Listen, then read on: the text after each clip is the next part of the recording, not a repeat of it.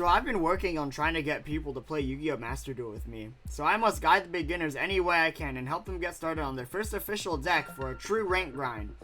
So today I am going to be talking about the first 6 structure decks here on Yu-Gi-Oh! Master Duel, these ones right here. And then I will cover the last 5 in a separate video and determine which ones you should buy and which ones you should definitely avoid. Many of these decks have cards that you are literally not allowed to craft yourself, which helps determine the deck's usefulness. And while a structure deck may be amazing, if you can just craft the good cards, then they are really not worth buying. Most cards in these structure decks are pretty mid as well. So be sure to, no matter what, always go on MasterDuelMeta.com to see what cards you can eventually take out once you buy and play with the decks for a little bit. Starting with Blackwing's Pride, this deck is currently my favorite synchro deck and is actually kicking butt in the TCG currently. It is also capable of reaching the highest ranks very easily here on MD. Some cards you can only get here, like Vada, are usually ran at 3 copies apiece, so it is very necessary to buy all 3. Once you get to the higher ranks, however, Blackwing becomes more of a XYZ deck instead of a synchro deck, as it starts to use more Raid Rapper / Phantom Knight cards. Overall, I give it an A.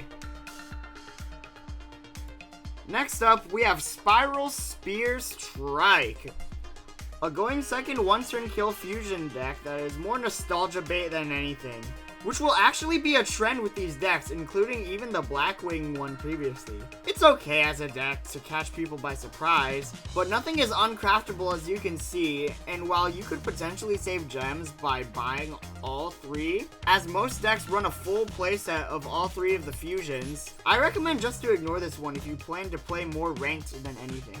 Overall, unfortunately, I give it a D.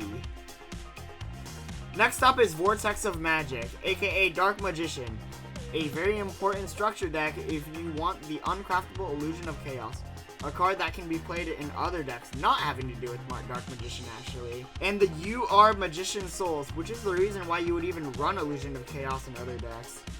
These 2 cards can help with an engine that allows you to draw 2 free cards and have an extra monster on the field in decks that need it. This deck at full power is okay.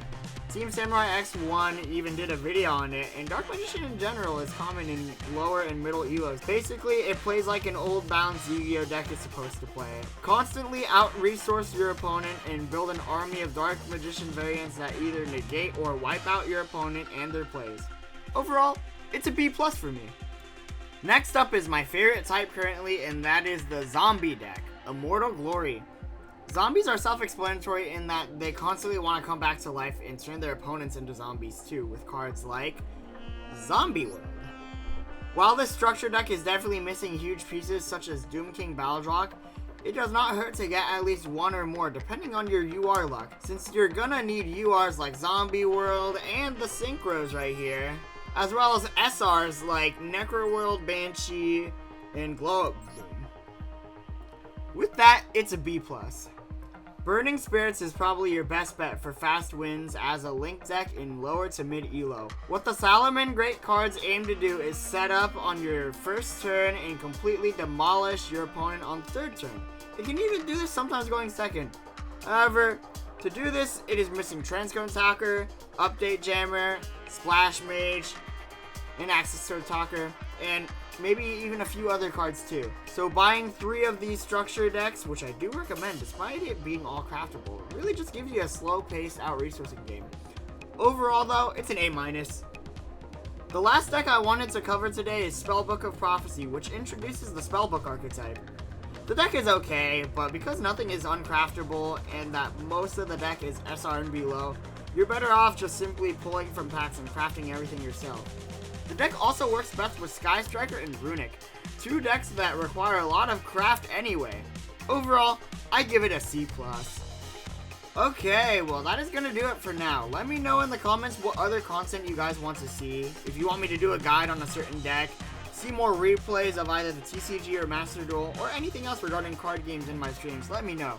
Speaking of my streams, if you haven't already, please check me out on twitch.tv/artemistcg, link in the description below. Also, be sure to subscribe and turn on notifications so you don't miss another video, especially part 2 of this one. Like the video too, as it helps me out a ton.